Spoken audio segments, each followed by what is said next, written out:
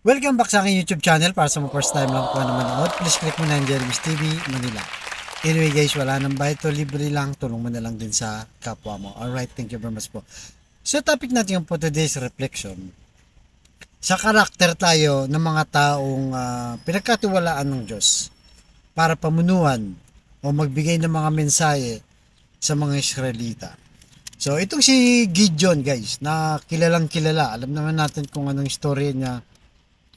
Isa siyang judge sa Old Testament at kilala siya noon na bilang talagang isang mandirigma na tumalo, di ba? Doon sa 300 na katao. So itong bansang Israel kasi guys, every time na nagkakasala sila sa Panginoon at every time na nagagalit sa kanilang Diyos, lahat ng mga sumasakop sa kanila, kahit nung panahon nila na malakas ang Israel, kahit yung mga mahinang bansa, sinasakop sila, pinababayaan ng Diyos para matalo sila. Dahil nga sa kanilang ginawang kasamaan. So ano nga ba ang ginawa nilang kasamaan nung panahon na yun?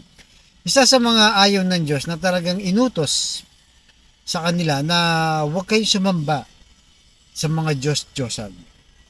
Yan ang mahigpit na bilin niya, na huwag tularan yung mga malalapit sa kanilang bayan na sumasamba sa mga Diyos-Diyosan. So, sabi sa Exodus chapter 20 verse 4, huwag kayong gagawa ng anyo ng anumang bagay sa langit o sa lupa o sa tubig. Yan guys, yan ang mahigpit na babala o warning ng Diyos sa kanila nung panahon ng mga Israelita. So ito yung paborito guys na Bible verse ng mga ibang religion, 'di ba? Na pag-atake sa ating mga Katoliko. Pag sinabing Diyos-Diyosan, ang pumapasok talaga sa isip nila at pinaatake tayo, sinasabi nila ay rebulto ng simbahang Katoliko. So, pag sinabi mong Diyos-Diyosan o rebulto sa Biblia, nakadetalye, guys, pinangalanan kung sino sa mga Diyos-Diyos ang ginawa ng mga Israelita. So, nandyan guys, ipapakita natin dyan. Number 1, itong si Amun. Ayan. Evidence God condemned this graven image. So, ito talaga yung ayaw ni Lord. Si Asherah, Astaroth, si Baal, si Beelzebub, si Kimo, si Molech, Artemis. Ito yung mga gods and goddesses nila. So malinaw dyan, kagaya ni Amon sa Jeremiah 46:4-25. Sa Exodus naman itong si Asherah 34 and 13 at 14. So kung pagmamasdan nyo ito guys, yung mga nandyan sa screen, hindi ito mga totoong tao. Kaya galit ng Diyos, sinasamba nila yung mga nilalang lang ng Diyos. Di ba? Mas sinasamba nila kaysa sa naglalang. Parang tayo ngayon sa panahon natin, di ba? May mga taong sinasamba yung mga nilalang ng Diyos. Sa mga ibang lugar pa, may mga araw, may mga buwan, kung ano-ano mga sinasamba nila. Kaya nga, sa panahon natin ito guys, itong mga to, hindi to mga nabuhay. Kagaya nila Baal, Astoret, wala ito nung panahon na to. Kumbaga talagang ginawa lang ng mga taga-Israel noon para sambahin at ginawa ng mga kapitbahay nila o bayan nila para sambahin. Kaya nagalit ang Diyos sa kanila. So sa panahon natin ngayon guys, hindi lang naman yung mga rebulto ang tinutukoy dito o yung mga gawang kamay. So ang ibig sabihin nito, yung mga gumagawa tayo ng mga idol natin sa sarili natin, halimbawa, di ba? Marami kang pera, ginawa mo yung Diyos-Diyosan, lahat pinapatakbo mo sa pera, di ba? Nagmamaltrato ka ng tao dahil sa pera, iba tingin mo sa sarili mo, para kang Diyos, gusto mo kung anong inutos mo, anong kinumpas mo ay sinusunod, dinadaan mo lahat sa pera. O kaya naman, di ba, sa posisyon sa gobyerno, siya kang mayor, congressman, senador at kung ano-ano pang mga posisyon dyan. Pinapairal mo ang posisyon mo para hamakin, di ba? Para tanggalan ng karapatan yung mga may hirap na tao na pinupwersa mo dahil sa yung kapangyarihan. O kaya naman sa trabaho, di ba? Mahal naman mo trabaho mo, wala ka nang inisip kundi trabaho mo. Yung asawa mo, talagang Diyos mo, gusto mo lahat sa kanya umiikot ang mundo mo. Yung mga magagandang mamahaling sasakyan mo, mahal na mahal mo pa sa asawa mo minsan, sa girlfriend mo, di ba? Inaalagaan mo, pero yung mga taong malapit sa iyo na nagmamahal sa iyo, pinababayaan mo.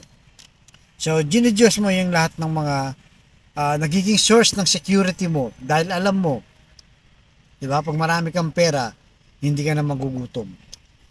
Pag may posisyon ka, wala nang aapi sa iyo, nasa posisyon ka na, 'di ba?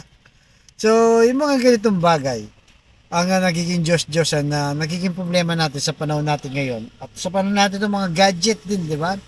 Halos dito na tayo tumitingin lahat sa gadget bago matulog, paggising, nagiging Diyos-Diyosan na rin sila. Dahil lalo na kung hindi ka naman nagbabasa ng mga Bible verse, puro kalokohan na pinapanood, nagiging masama. Kaya yan po ang ipanalangin natin sa Diyos na sana wala tayong ibang sasambahin kundi ang Diyos. Matuto tayo ang lumalang ang ating sambahin, hindi yung naglalang. Minsan, di ba, ang daming pampaswerte, ang daming mga nilalagay sa katawan at kung ano-ano sinasabi pagpaswerte. So, ibig sabihin, mas naniniwala ka dun sa ginawa ng Diyos kaysa sa gumawa.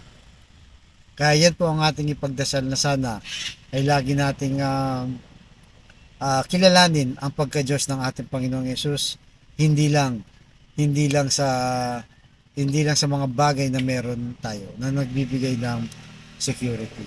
Kaya sa kapatid natin ngayon nanonood sa aking vlog na may matinding karamdaman, problema sa pera, problema sa pinansyal, problema sa karamdaman at problema sa relasyon, sabayin mo ko sa napakasimpleng dasal na kung ikay maniwala at magtiwala, tsak yun ay kanyang ipagkakalob ng ating Panginoon Yesus sa kanyang pangalan sa tamang panahon. So tayo manalangin muli.